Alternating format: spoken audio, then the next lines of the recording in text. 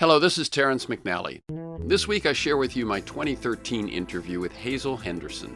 As a mom in New York in the early 60s who'd never been to college, Hazel got upset about pollution threatening her young child, became an activist, and developed into a global expert and author on economics and sustainability. She passed away May 22nd at the age of 89. Hello, I'm Terrence McNally. Welcome to Free Forum. This is I was going to say a holiday show. Well, it's one of the holiday season shows. And so my wish to all of you is may this season bring you many moments of peace, love, warmth, reflection, connection, laughter, and infectious joy. And may we all enjoy a just and happy 2014 when that one comes around. As a society, may we begin to share better the gifts and the responsibilities that we hold as human beings, as family members, and as citizens. As we approach the end of another year, let's step back and look at where we are in the big picture. What do you think are the most critical issues facing the U.S. and the world? And how do you see things moving in those areas? How are things getting worse or better? And what should we be keeping our eyes on in the year to come? I'm going to have this conversation in the studio today with Hazel Henderson. Well, she'll be on by phone, but that's what we're going to talk about. And she's a woman who's been asking those sorts of questions for at least the last 40 years. Now, we're going to approach this exploration globally as well as nationally with a long-term view and with an eye toward relationships and systems that we often miss, I think, in our day-to-day focus on the latest news and events. And I hope that we can shed some light on the most promising possibilities for solving problems, as well as on what's happening under the radar for good or ill that deserves more of our attention and that we're not noticing. Here on Free Forum, we explore the lives, the work, and the ideas of individuals that I suspect have pieces of the puzzle of a world that just might work. We look at new, innovative and provocative approaches to business, environment, health, science, politics, media, culture, all based on the fact that I believe we can do better, and I want to find out how.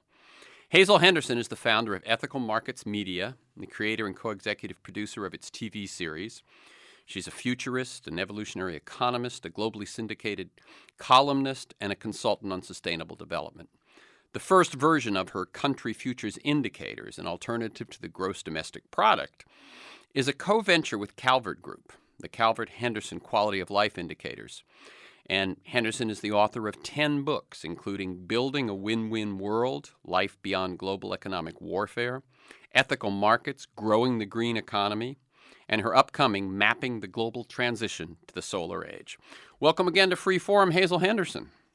Thank you, Terrence. It's great to be with you again. Okay. And I want to approach this a little differently today, Hazel, as I sort of inferred. I usually focus, at least to some extent, on a guest's current work or book, film, campaign. But today, I'd rather ask, as I said, some big picture, big context, life perspective kind of questions. And I'm fine with you throwing in all the specific and practical evidence and examples you want, but I'm going to come at it from a fairly wide angle. Okay? Good. And I like listeners to get a... Yeah, exactly. I like listeners to get a feel for the people behind the ideas and the work that we talk about. So can you tell us, in your own words, a bit about your path to the work that you do today? Feel free to mention mentors, turning points, moments of decision, because I know your path is a bit unorthodox, especially the early steps. At one point, weren't you just a mom upset about something? Oh, exactly. That's where I began. And in New York City, where I was indeed a mom, raising my daughter right under the Consolidated Edison smokestacks next to the UN building. And all of us moms in the play park were, terribly worried about, because all of the soot was falling so clear, So I ended up, organizing a group of moms in an NGO that we called Citizens for Clean Air.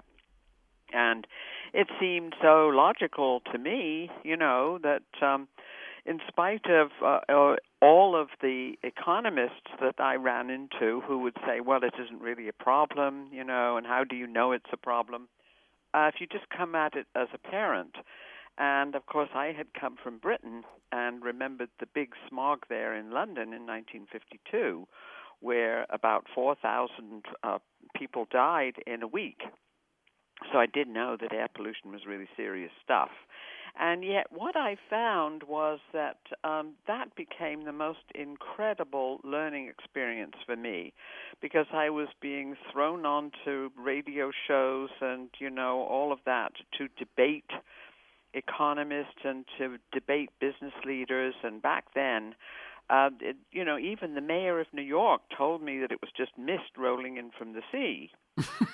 So, so what our little organization did was we contacted our newly elected senator back then, who was the late Senator Robert Kennedy, and we took him on a helicopter ride around New York City and showed him all of the sources of air pollution, not only from all the power plants and the factories, but from all of the little brownstone apartment buildings. Everybody was allowed to kind of, you couldn't say burn, cook their garbage, and there was all of this mess.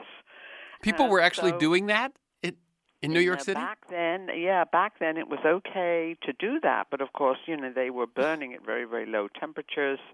And so Senator Kennedy, we told him that what we had decided, of course based mostly on me cracking the books, which I've always loved to do, that the gross national product needed to be changed because it counted the pollution as useful additional product. And it also counted the cleaning up of the pollution and the hospital bills also as useful additions to the GDP and the gross national product. And so that was one of the first things that we said that should be changed, because we said, surely you have to separate the goods from the bads, the wealth from the ilth, and you have to subtract the bads and come up with a net figure. And so dear Senator Kennedy totally bought it, and he went off and made that speech at the University of... Yeah, I was just going to say, Hazel, I've often referred to that speech and quoted that speech. I don't have it with me right now, but I didn't realize the germination. We loved it. And so, of course, we had a champion right off the bat. And I still have framed in my library the thank you letter from him to me personally, thanking us for showing him all of this pollution. Yeah, now I cut you off. That speech that Robert Kennedy made was one of the first places that I've seen someone certainly of his stature, someone right in the mainstream, pointing out that the GDP or the GNP, whichever you call it, is just the sum total of goods and bads. And as you point out, pollution adds to GDP. A divorce is great for GDP. A hurricane, all of these things actually boost GDP. And so one of the first things we did, I joined up with Ralph Nader because I got very excited about the campaign he was doing in 1968. This is the 60s. The campaign to make General Motors responsible. And by that time, we knew that a third of all of the New York City's air pollution came from Detroit, from all of these gas-guzzling automobiles. And so I joined up with Nader, and of course I've remained friends with him ever since. And one of the things that I did was to get the insurance industry on our side, making the point to many of them, that look, you're paying out all these claims for emphysema and all of this, and why wouldn't you join our campaign, to put 3 additional people on the board of General Motors? And I got some of the big insurance executives in New York to become backers of Citizens for Clean Air. So I was just romping around as a newly naturalized U.S. citizen and feeling, my oats, because you see, in Britain, the kind of thing that would happen back then would be, they'd appoint a Queen's Commission or something to look into air pollution. But here I was, a newly minted U.S. citizen, and I suddenly realized, oh, isn't this thrilling?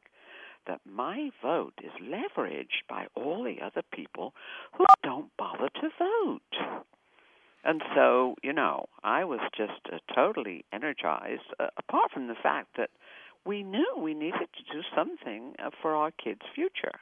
So that's certainly how I began. And what happened was that it got me on this huge learning jag. And you couldn't possibly learn about any of this stuff by going and taking a course in economics. I'd never gone to college. And I thought, well, my gosh, I better go to college. And so I was writing to Columbia University and all of these NYU and saying, please, do you have a course that I could take which relates economics to political science, to ecology, to biology, to social science, to psychology? And of course they all came back and said, no, nothing like that. Well, I mean, beyond the fact even of the specifics of what you were trying to mesh there, at least then, I think it's changed a bit and continues to change. But oh, yeah. the very notion of mixing disparate fields was anathema to academia. Oh, yes, they were all in those silos, And of course, I was just coming at it from a whole systems point of view, because that's what you do when you're an activist. And so I remember sitting down in about 67, and kind of exhausted and burned out from all of this activity. We had block captains in all of the boroughs of New York City, and we had 40,000 members, and I was just, getting really burned out. And so I sat down and I wrote a great long article about what I thought corporate responsibility was for pollution and for, cleaning up the social problems they create. And I sent it to the only woman on the masthead of the Harvard Business Review, who happened to, I thought, well, maybe she'll listen to me. And I wrote a sort of quite belligerent letter saying, look, I am not an academic. I am a citizen activist. And, I'm head of this organization, Citizens for Clean Air. And this is what I think. And to my total amazement, Terry, about 3 weeks later, I got a telephone call from the Harvard Business Review saying, we're going to publish your article. You know what's interesting to me, Hazel, I just want to cut in for a second, is that particular moment when something that in essence shouldn't have happened, if you know what right. I mean, that given the way the clubs work and the way, peer pressure and all of those things, but the fact that somebody said, let's go outside the box here. Let's publish this, because I think you would have been an activist anyway. But the turning point that made was it also gave you credibility, not just as an activist, but as a thinker. All of that. I think it's quite fascinating. Before you go on, let me tell people this is Free Forum. I'm Terrence McNally. I'm speaking with Hazel Henderson. She's an economist, a teacher, a writer, creator of the television show and website Ethical Markets. Her next book, come out in a couple of months, I believe. You can correct me if I'm wrong. Mapping the Global Transition to the Solar Age. And you can learn more at Ethical Markets, one word, ethicalmarkets.com, or Hazel Henderson, also one word, hazelhenderson.com. So go ahead. Yes. So what happened, this article got published in 1967, and, they tamed down the title. They called it something like, Should Business Tackle Society's Problems? And I thought, oh, how silly. Of course they should, particularly the ones they've created, right? But anyway, what happened, I didn't realize this, but when you get an article published in the Harvard Business Review, at least that was so in the 1960s, everybody assumes you have a PhD. Mm-hmm. And so they send out, hundreds of copies of these all over the place. And so my phone started ringing, and business schools all over the world were inviting me to lecture on business ethics. And I was terrified. I thought, my God, I feel like I'm, flying at 60,000 feet, without a parachute. I mean, Yeah. it's Well, terrible. part of it also is that not only are you not an academic, but you weren't in business either. No, absolutely. I was a critic. In fact, it was really funny. After that article was published, and then I did another one in the Financial Analyst Journal saying that they had to shift their financial models towards sustainability and quality of life. And when that came out, it was a sort of a similar thing. So anyway, I would ask these business schools, and I'm talking Stanford, MIT, Tuck, all of them. And I began by asking them, well, don't you have a professor who teaches ethics? And they said, well, no. And so I said, well, is it an elective? No. Then I thought, okay, what the hell? I'm going. I'm just going to let my little light shine. I'm going to tell them my experience. I'll stand on what I know and, what I have come up against, with Consolidated Edison and General Motors and being part of the NATO campaign and so on and so forth. And so for me, it was just an enormous sort of learning jag. And then I gave a speech before the National Association of Business Economists that was published in the front page of the business section of the New York Times. And honestly, Terence, I just thought, this is just extraordinary. What is happening? What am I supposed to do? Yeah.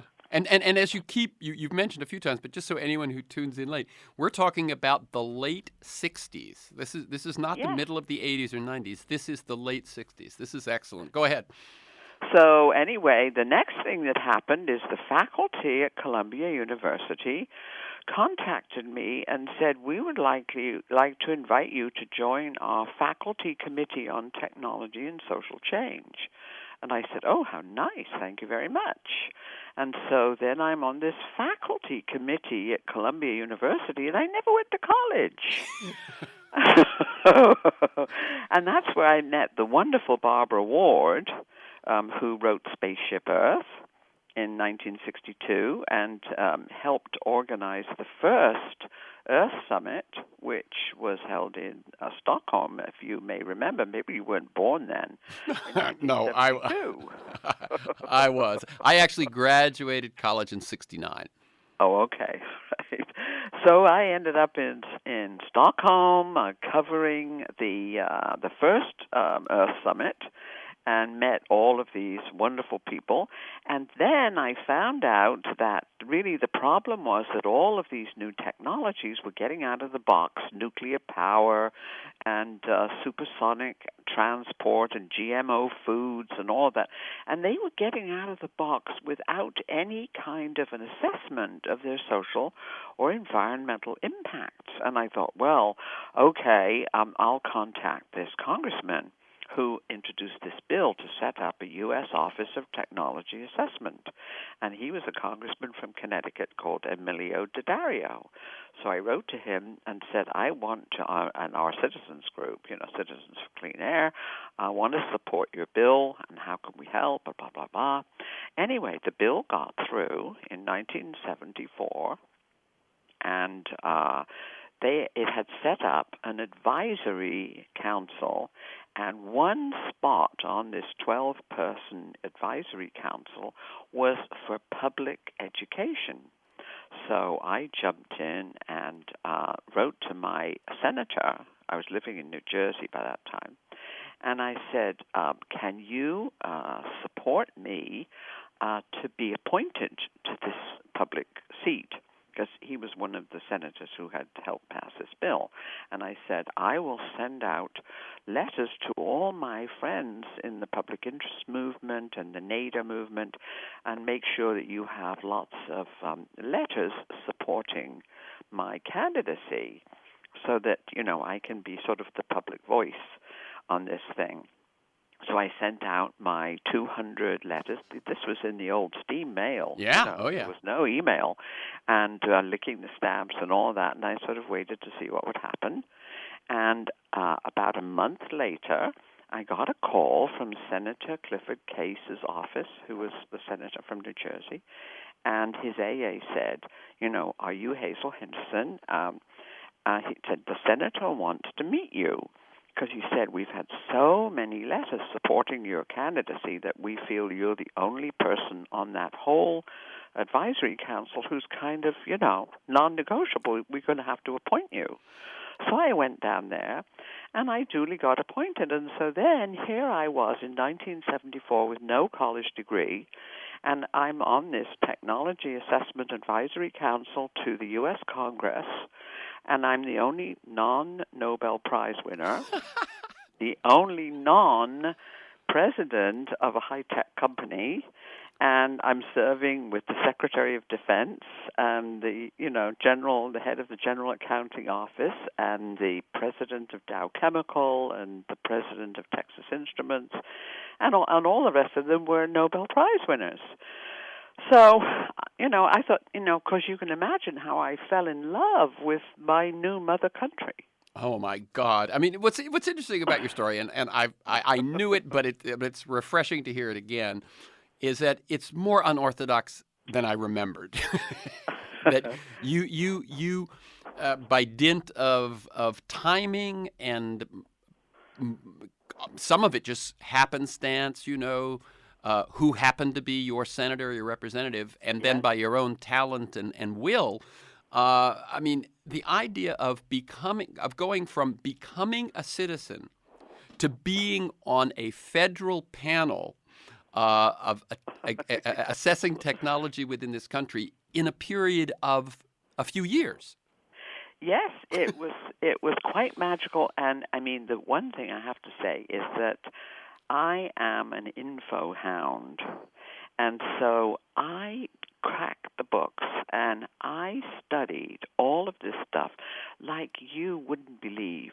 I mean, I'm sure that no PhD candidate has ever studied more. I mean, I now have a 6,000 volume library, and people come in here to look at our online library, which is online with the Schumacher Society in Great Barrington, and they say, have you read any of these books? And I said, look, you can pick up any book in this library and see my markings in the margins of every one of them. I bet there isn't one you can pick up. And that's honestly true, because that's my passion. And what's interesting is, of course, you never had that passion stunted by actually attending college or graduate school. Oh, yes, because, the whole thing is that if I had taken Economics 101, I would have suffered brain damage. I might never have recovered. That's right. You would have known better than to be nearly as audacious as you are. I didn't know any of this couldn't be done. That's right. See? And I think that all of us humans have this incredible potential to teach ourselves through our own curiosity. And we all have this wonderful facility in our brains that, kind of a lens. We have like the zoom lens where you can zoom in and look at all the details. And then we also know how to pull back and take a wide shot and put it all together, and say, yeah, my gosh, I live on a planet, and the planet is powered by photons, free photons from the sun. And we all have that capacity. But when you go through some of this coursework, I think it kind of gets beaten out of you. Certainly, as I sort of inferred it in the introduction, the big picture aspect, the long-term view, the relationships, those sorts of things, I think, are the very things that get lost in so much of academia. Again, let me tell you, this is Free Forum. I'm Terrence McNally. That's Hazel Henderson. An amazing story she's telling of her early years, going from mom to activist to expert, all without putting any time in college about that. Her next book is Mapping the Global Transition to the Solar Age. When will that be out, Hazel? In February, it's going to be launched in the British House of Lords. Oh, very good. That?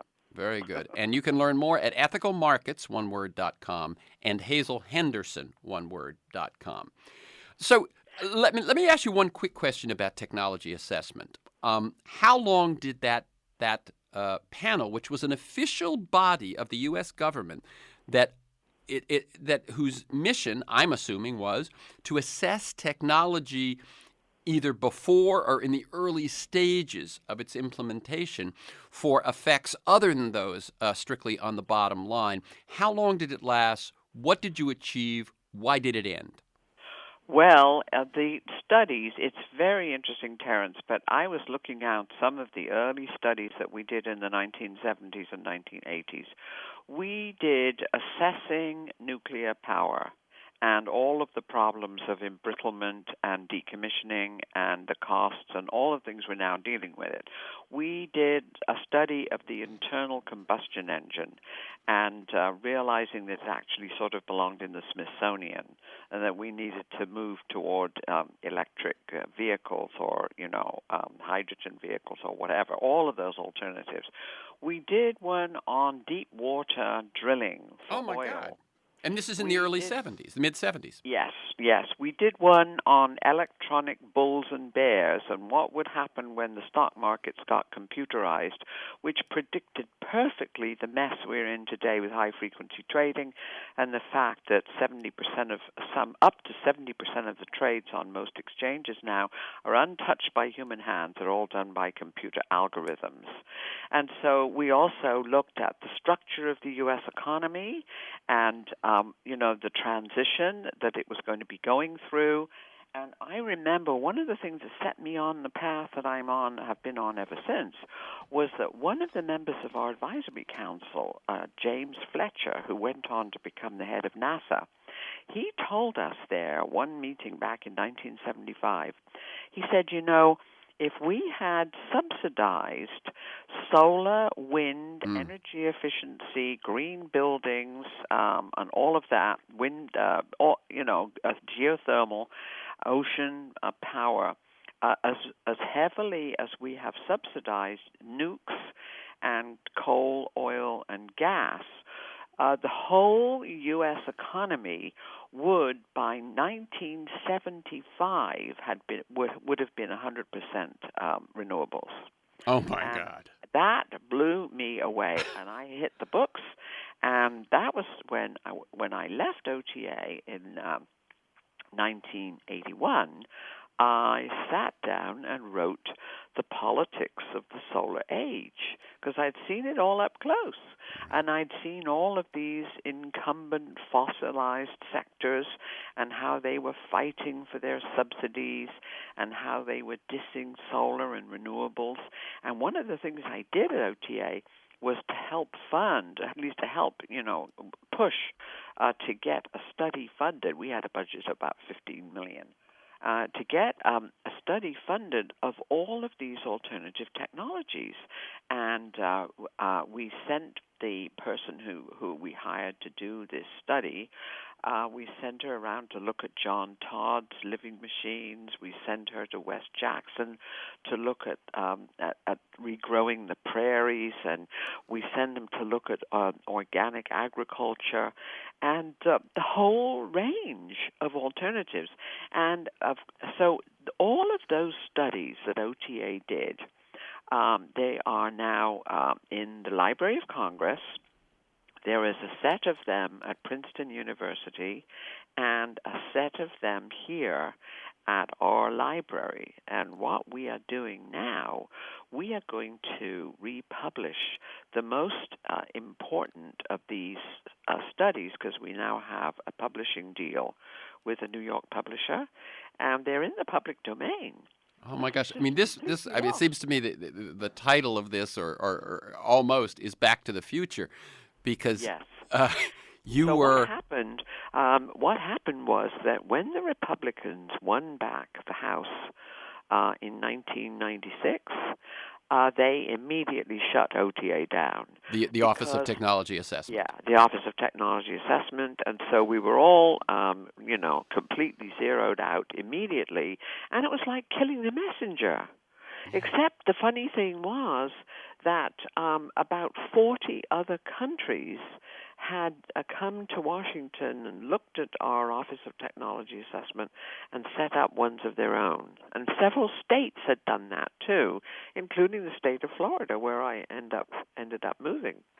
So all was not lost, and it's very interesting that the representative from Princeton now, Rush Holt, very good guy, he is always carrying the torch for, hey, why shouldn't we, we need to have OTA back. I mean, if ever we needed it.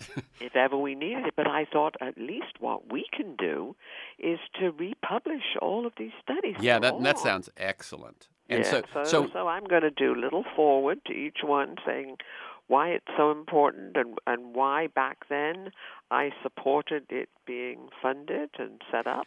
So when just on these, because I'm sure it's piqued listeners' attention as well, at what point will these begin to be available? And at that point, they can just go to ethicalmarkets.com and find them? Yeah. At what point do you think? In the spring, late spring? I hope. This is one of our big projects for next year. Okay. And we're going to be working very hard. And luckily, they're all in electronic form. Yeah. And so it shouldn't take that long. No, that sounds just excellent. This is Terrence McNally. You're listening to my 2013 interview with Hazel Henderson, a homemaker with no college degree who founded Citizens for Clean Air in New York in 1964 and went on to become an influential economist, futurist, and author. She passed away May 22nd at the age of 89.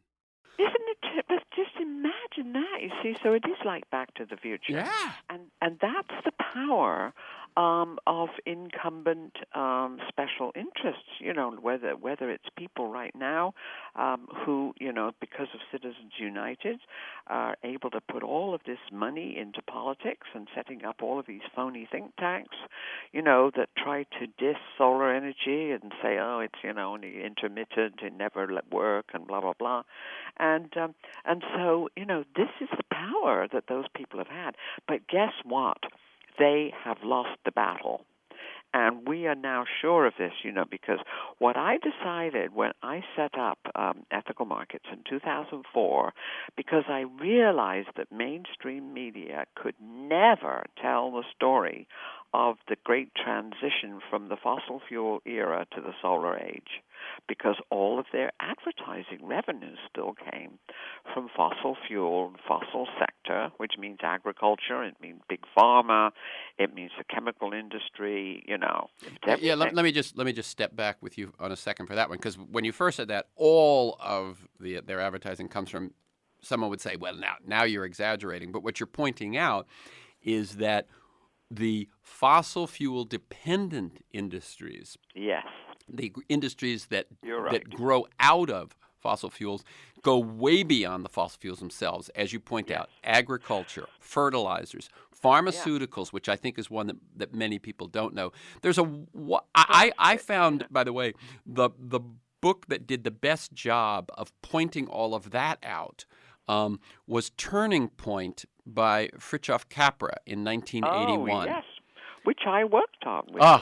Okay. But that book, if anyone doesn't know, you may have heard of Fritjof Capra, but if you haven't read that particular book, Turning Point, he analyzes, basically he's writing about we need to shift to a systems understanding of things instead of this sort of dead, separate kind of materialist way of looking at things.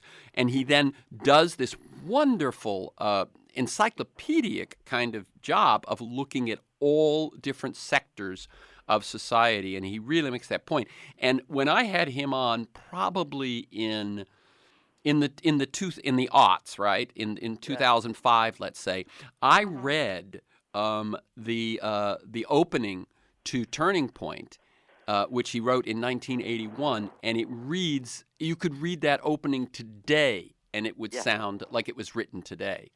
But for anyone who go ahead. But for anyone who wants to really get a grasp on how all of that's related, and that point she was making about how many industries are actually dependent on the fossil fuel industry and are sort of the fossil fuel industry writ large, Turning Point by Fritjof Capra. Let me tell people, we're at the halfway point, so I'm going to take this halfway ID, and then we'll come back.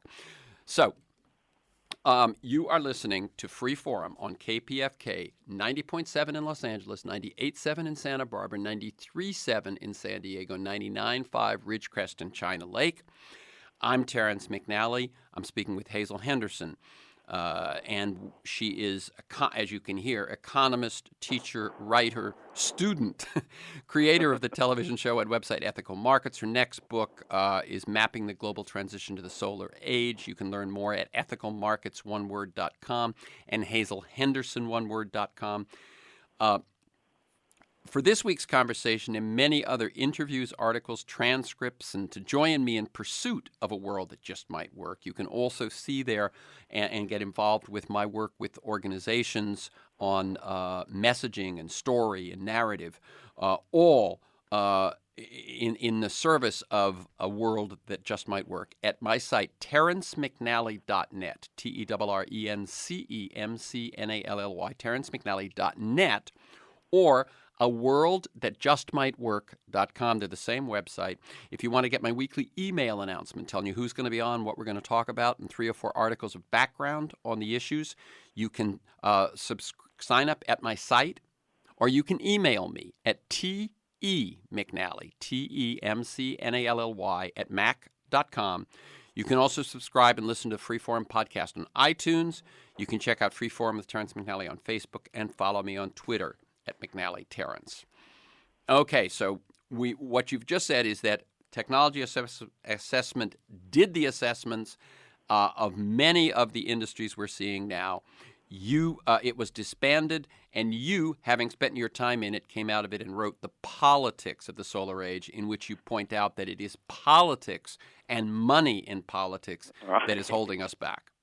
Oh, yeah. And so when I wrote that book, I sort of thought, well, it's time for me to go back around the world because, President Reagan had just come into office and declared he had taken the solar panels off the White House, and all that.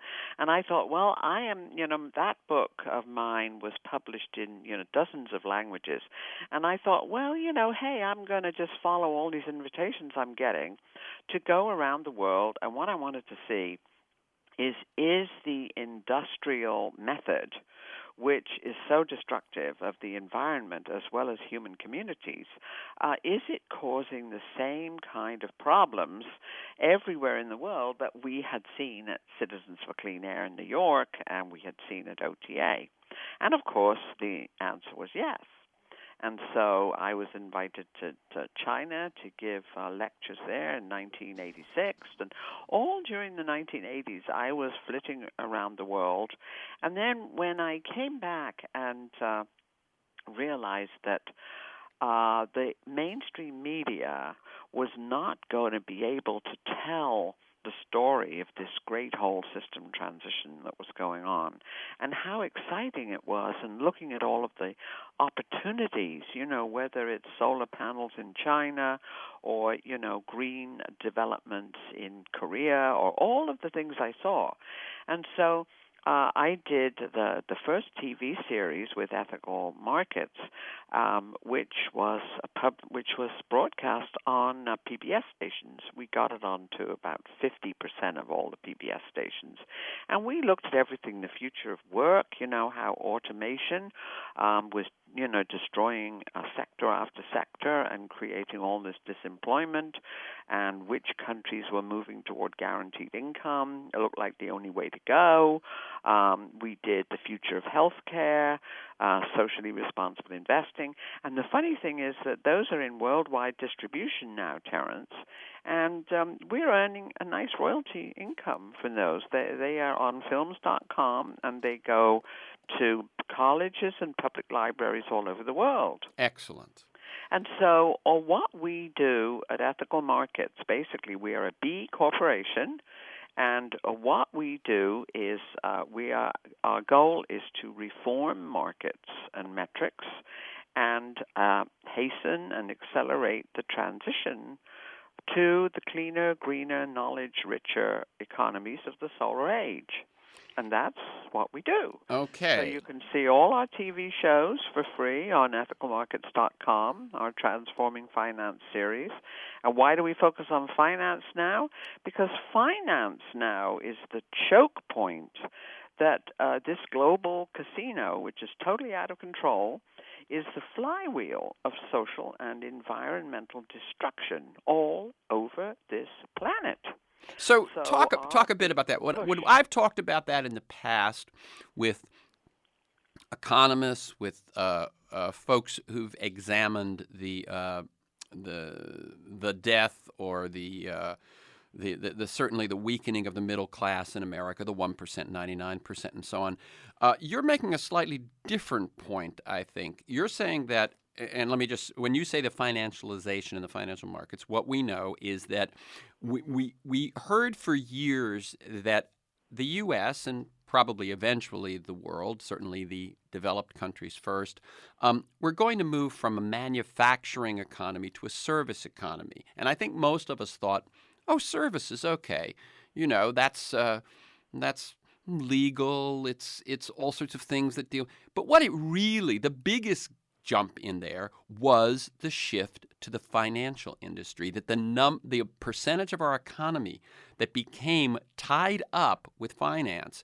And as I think it was Paul Volcker, we finally passed a version of the Volcker rule last week. I think it was Paul Volcker who said that the last worthwhile innovation of the financial industry was the ATM. Right.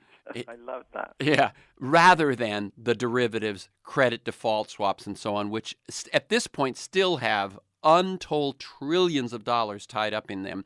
And what you're saying is that it is the fact that the financial industry has more power perhaps than it's ever had that leads us in the path we're on. Talk a bit about that. Yes, and it's very difficult for many NGOs to really focus on the fact that finance itself is generating poverty, generating, generating environmental and social destruction, generating unemployment. Because you see, the model is the mirror image of that, as you know, the Washington Consensus, and this sort of free market approach that came in with Reagan and Thatcher, which spread around the world, privatize everything, the magic of the market will take care of everything, which was really why OTA was shut down, because, they said, no, we don't need to assess technology. The magic of the market will do that. Whereas, of course, we know that, like my Chinese friends say, that markets are good servants, but bad masters. And it's the same with finance. Finance properly at home with a really good kind of Glass-Steagall Act, which, of course, got repealed under Clinton. But homegrown finance with local banking, like my friend Ellen Brown promotes in her new book, which I did the foreword to, called The Public Banking Solution. Of course, we need finance. I love crowdfunding. We have a page on crowdfunding. So finance is very important, but the more it's local and the more that it's properly regulated, the more it becomes the servant of the real economy. And the moment it escapes out into that global fast lane, then, you're off to the races. Right. And just again, I will pitch in on this.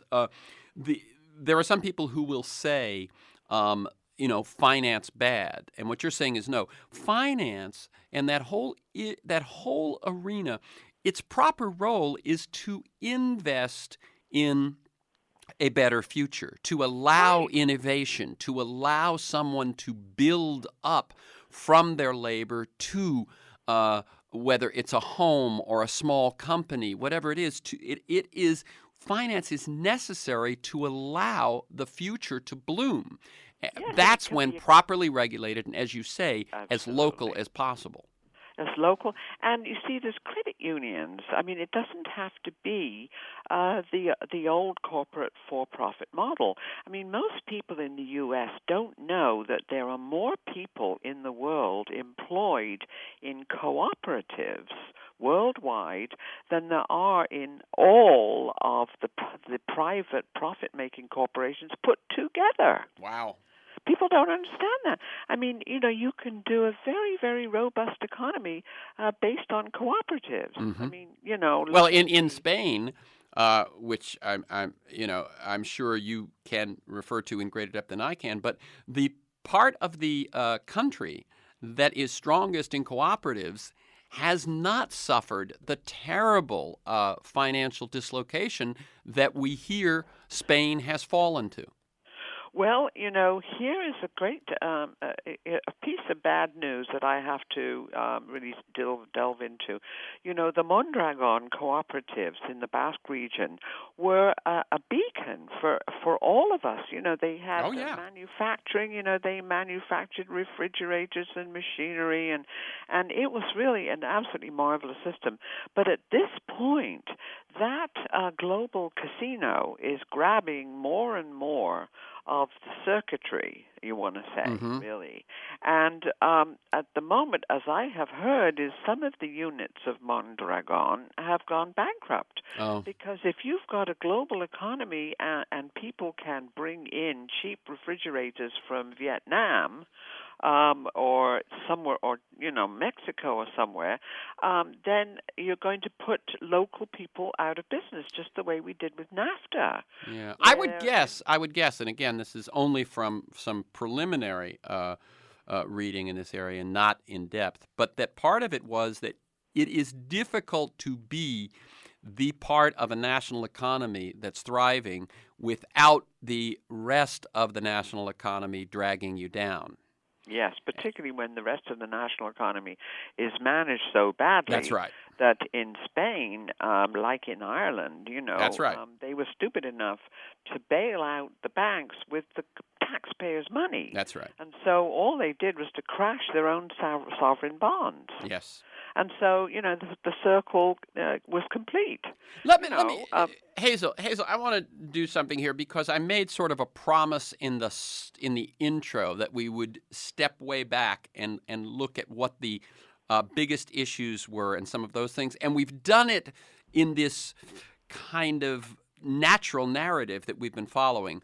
But let me, if I may, step back and ask you some of the questions that I sort of inferred we would. And again, I'm Terrence McNally. This is Freeform. This is KPFK 90.7 FM in Los Angeles, 98.7 in Santa Barbara, streaming and podcasting at kpfk.org. And my guest is Hazel Henderson. What are, in your mind, the biggest issues?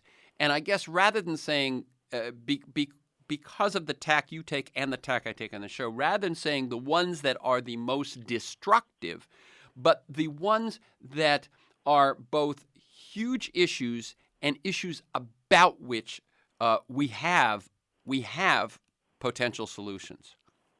Well, let's begin with climate change. Yep, that's the one I have first as well. Absolutely. And we know that the best way to sequester carbon is to manage agricultural land and grasslands and forests properly. And so I've been working a lot in that area. And there again, you see, if you don't retrain asset managers to understand the real value that there is in managing ecosystems correctly, they're going to keep on, with the destruction. So that's why we created the principles of ethical biomimicry finance, which follows nature's pattern, and our partners in that are Janine Benyus's biomimicry company. And when you're dealing with how to shift the system, you need to have these asset managers put on new spectacles. And as you know, Bill McKibben has done wonderful work with 360.org. 350. Sorry, 350.org. And I've been in conversations with him over email. And I've tried to make the point, please don't tell the students to ask these endowments to divest, because it's not the same as South Africa. And if you ask them to, if you're pension fund manager managing your 401k, and you're told to divest. You can't. You'll just buy Walmart, or you'll buy, Monsanto or something. So the operative word must be shift. Shift the portfolio. That's why we have the Green Transition Scoreboard. So you're not saying, let me just be clear, I've had Bill on the show, we've talked about the divestment campaign. You're not saying don't divest, but you're saying don't stop there. We're saying the word should be shift. Yeah. In other words, so Because while you're divesting in fossil fuel, you are investing in more positive alternatives from a different perspective.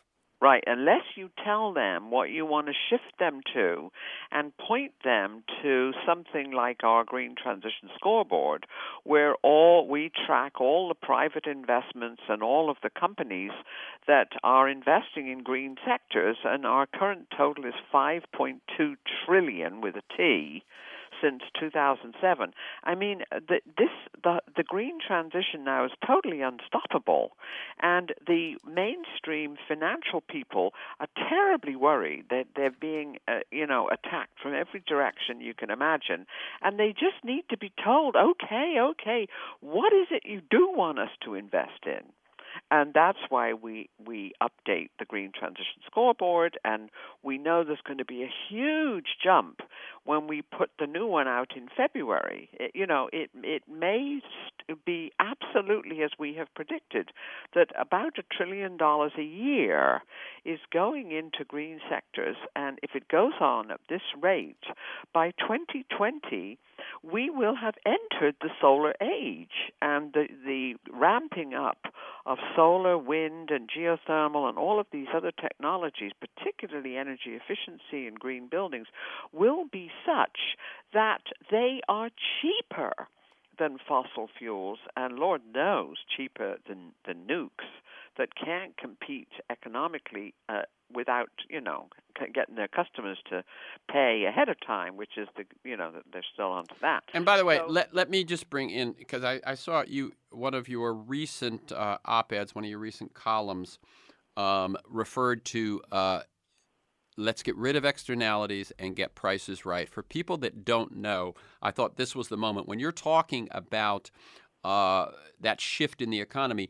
When you begin to remove the subsidies from damaging energy sources and energy forms, and increase the subsidies to positive energy forms, that's where things can change. And one way that one thing that's going on there is you're making transparent what is currently invisible.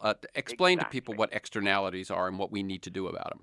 Well, let's forget the stupid term externalities, which is, a hangover from obsolete economics. We don't need economics anymore.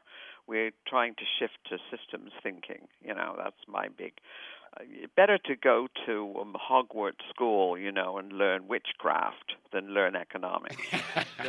It's just hopelessly out of date, much too narrow. But much more damaging. An externality, all an externality is, and let's just forget that term or start ridiculing it, is just the social and environmental costs of your production, which you're not accounting for, you're quote-unquote externalizing from your balance sheet to push on to taxpayers or future generations, or hide somewhere in the environment. That's all. Yeah. So in other words, when you produce pollution, and when your pollution produces ill health, those are costs of your product, or you, and yet you ignore them. When you change the culture of a small town by bringing in a big box retailer, that's a cost that never shows up on your books. More simply, when you pay your workers, when you work them only the number of hours and pay them only number of dollars, that means that they need public assistance. That is that's like externality with a capital pushing E. your costs onto taxpayers. Right. So that's all externalities are, is a shell game of your accounting. It's improper accounting where you're pushing costs onto taxpayers. And so when you say that renewables and clean will become better economically than fossil fuels, you weren't even talking about that, were you? You were talking about just the sheer numbers. But when you take into account the numbers that usually don't show up, the numbers in terms of pollution and ill health, et cetera. Oh, it'll accelerate Exactly. enormously. Exactly. I mean, Let me China- ask you then, because we really have just 2 more minutes. Okay. Where can people, besides just going to ethicalmarkets.com, or tell us what they can find there, where can people learn more about what I always try to link, what are the biggest issues and where are the solutions coming from? So where are the places? One more. Let's Okay. try one more. Go. Water. Oh, right? that was right. All right, so water's a real biggie. Now, 97% of the water on this planet is salt. It's in oceans. And yet we humans are still fooling around with the 3%. And the way you deal with the water issue, and I'm working very hard on this right now with several groups and business plans to green deserts. How do you green deserts? With seawater agriculture and salt-loving plants. And there are there's about 300 varieties of salt-loving plants, and you can plant them like all over the Middle East where you have deserts adjacent to salty oceans, and you can make those deserts bloom with green plants and algae. The other thing you can do, like my friend Alan Savory does, is restore grasslands. And if you want, we have a lot on that on our website, the Grasslands Project out in South Dakota. And then there are so many other ways of managing lands. So not only do we use more of that 97% of saline water, but we also sequester carbons. This is the proper way to sequester carbons. Now, in terms of our site, everything on our site is free and downloadable, but we in 2014 are also going to have our own MOOC. So and everybody knows what a MOOC is, I'm sure. It's like Khan Academy. It's where you bypass the old academic thing, and it means massive online open source courses. Very good. And, we got to wrap it up, Hazel. This has gone by very, very quickly. So, it has. And then one more thing, crowdfunding. Crowdfunding, yes. Okay. And people, I think, are familiar with that. That's Kickstarter, that's Good. Indiegogo, Yeah. and it's getting larger and larger. The rules in American finance have been changed to actually, which will help crowdfunding. It's a big thing for the future. Yes. So the next book is Mapping the Global Transition to the Solar Age. The websites are ethicalmarkets.com and hazelhenderson.com. Thank you, Hazel Henderson. Keep up the good work. Thanks, Terrence. It's been lots of fun, and you keep up the good work. Very good.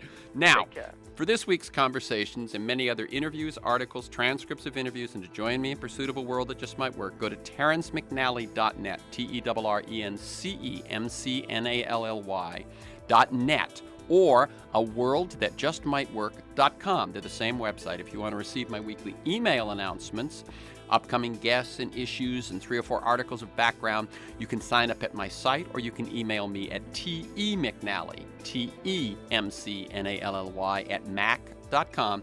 You can also subscribe and listen to Freeform podcast on iTunes. This program is going to be archived for the next 90 days at kpfk.org. Check audio archives and scroll down by date and time. Thanks to Federico, my engineer, Stan Mizrahi in production, and to you, my listeners.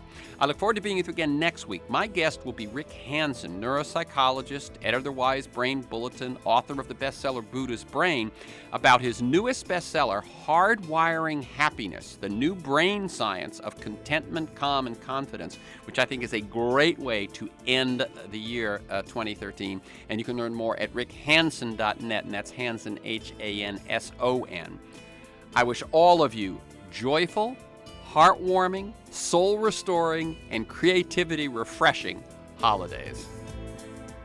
Hey, Progressive Voices listeners. This is Tara Devlin from the podcast Tara Buster with Tara Devlin and the delightful, unapologetically liberal website, rdtdaily.com. As a Progressive Voices listener, you know that progressives are on the correct side of history, decency, and democracy, which is why we don't have big billionaire benefactors to support us, like they support the likes of Breitbart and Diamond and Silk. It's true, look it up. But we have each other. Listen to Tara Buster live every Saturday evening from 6 to 8 p.m. Eastern at the RDT Daily Facebook and YouTube channels, and anytime on demand on the Progressive Voices app. We won't be able to build a nation that works for more than just the 1% without a liberal media. And that's why I'm asking you to become a patron of Tara Buster at patreon.com/Tara Devlin. Remember, we stick together, we win, and we cannot win without your support.